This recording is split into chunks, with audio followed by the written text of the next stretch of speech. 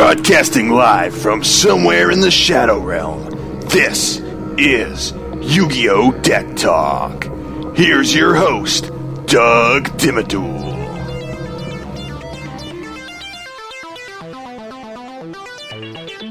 Hey there, and welcome to another episode of YuGiOh Deck Talk. Today, we're just going to go through a few cards that may be pretty beneficial depending on what kind of deck that you're trying to build. But the whole point of today's episode are frustration cards, and by that I mean just cards that are completely anti-meta. I know I've done an anti-meta deck in the past, and some of these have been considered as pieces of that deck, but what I want to go through is just some of these standalone cards when you're thinking about building your deck, depending on what style of play you're doing, because I'm noticing certain trends where people are playing with more wind monsters or more water monsters or trying to go a certain direction. These cards can actually come in real handy, and if you're not sure what I'm talking about, it's the barrier statue cards. There's 6 of them, each going around a single type of monster, and you'll see the effects are pretty cool. So the first one here is the Barrier Statue of the Abyss, and this one's a level 4 Fiend, 1000 attack, 1000 defense. No monsters can be special summoned except for dark monsters.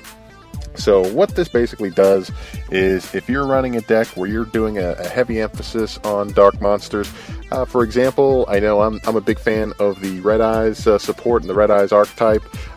Those are a majority of dark monsters, so having a Barrier Statue of the Abyss on the field will keep your opponent from being able to special summon any other monster that's not a dark monster.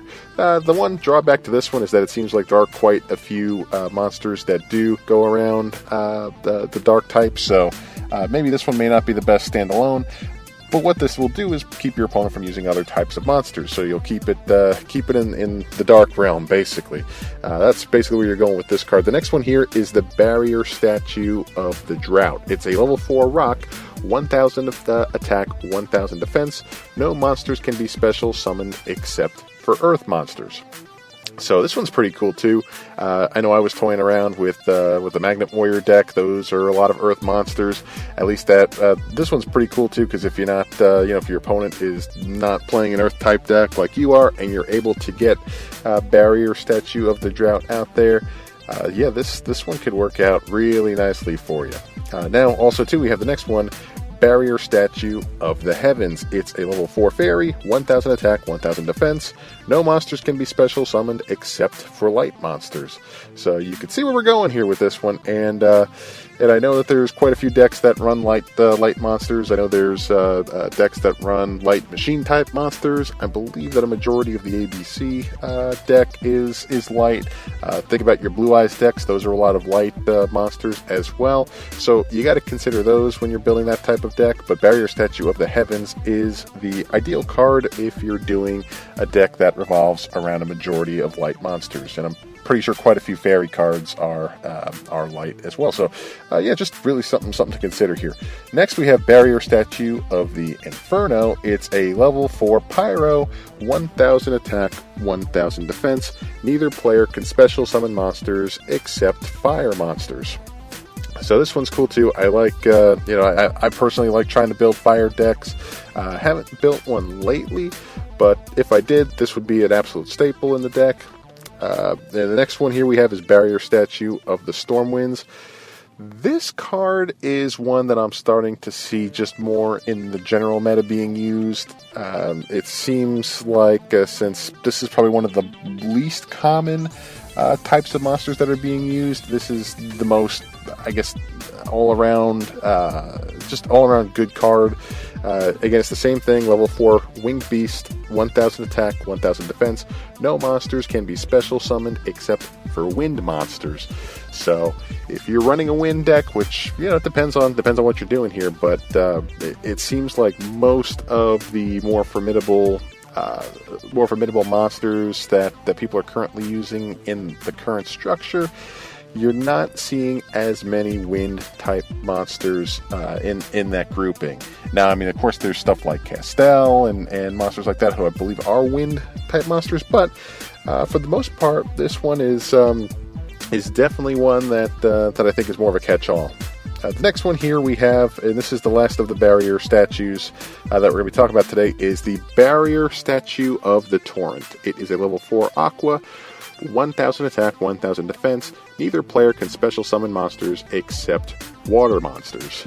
So if you're running some kind of totally awesome type deck where you're trying to get that monster out and you're trying to get that special summon going, well, Barrier Statue of the Torrent is the card for you, because it still allows you to special summon water monsters.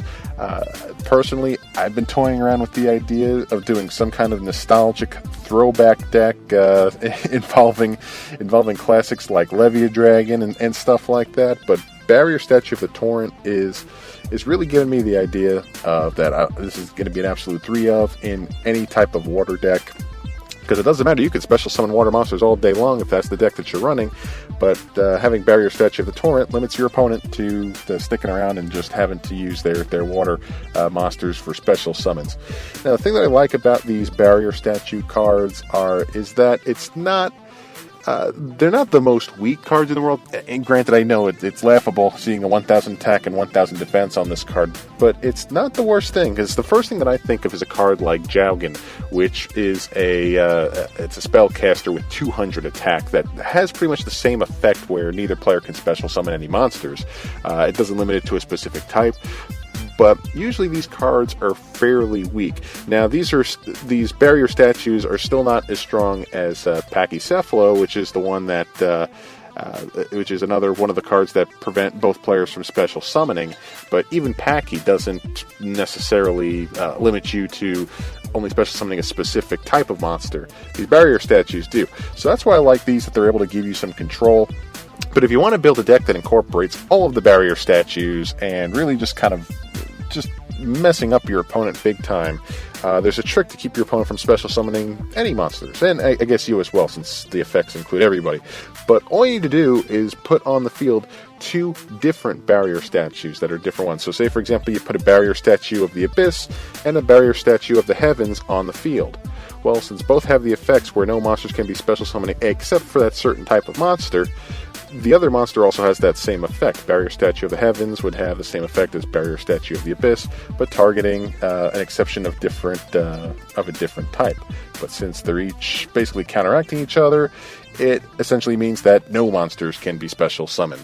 So that's why this is a pretty good strategy to use as well. Now, I'm pretty sure that's the ruling on those cards. Now, I may be wrong. If I am, please correct me, because I believe that this is the strategy that people would go for with these barrier statue cards, to basically cover all their bases. If they're in a situation where they're really not going to be special summoning anything, or they won't need to, they just get 2 different barrier statues on the field. Don't even worry about special summoning, because that's not what you're doing.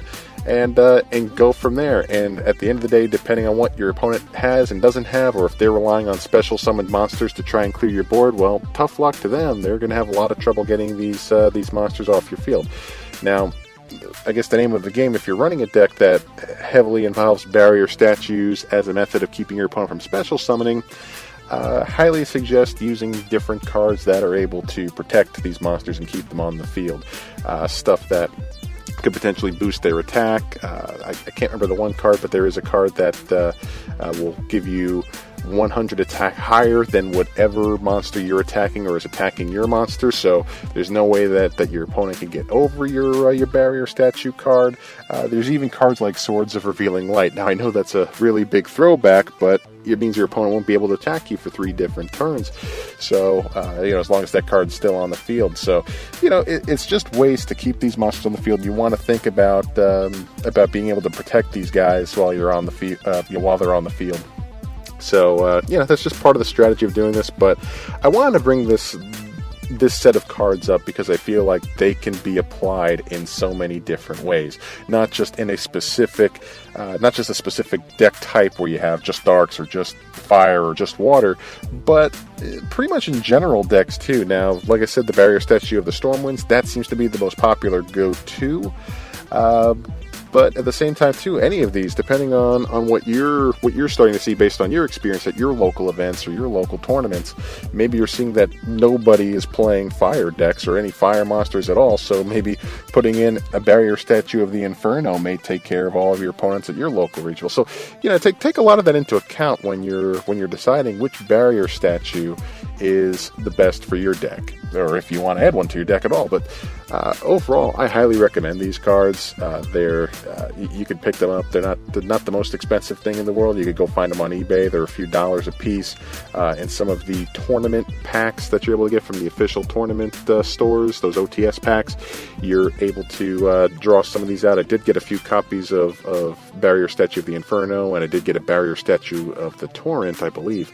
But I do remember getting a few copies of Inferno for sure out of some of those packs. So there are ways to get these things, but usually the best way is to go to your local card shop, see if they got any copies. Feel free to support them or any of those businesses who are on eBay or any of that sort. But yeah, these are definitely things that you can definitely utilize, and like I said, just frustrate your opponent big time. And at the end of the day, they could get a little salty, but it's all just a game, right? But anyway, that's it for today's episode. If there's anything that you want to add, or if there's any corrections that you want to make to any of my suggestions, feel free to reach out on Twitter at YuGiOh Deck Talk. It's all one word, at YuGiOh Deck Talk, and I'd love to bring it back up in an upcoming episode. But anyway, that's it for today. I hope you enjoyed this episode, and that's it. So thanks again for tuning in, and we'll see you next time. Take care.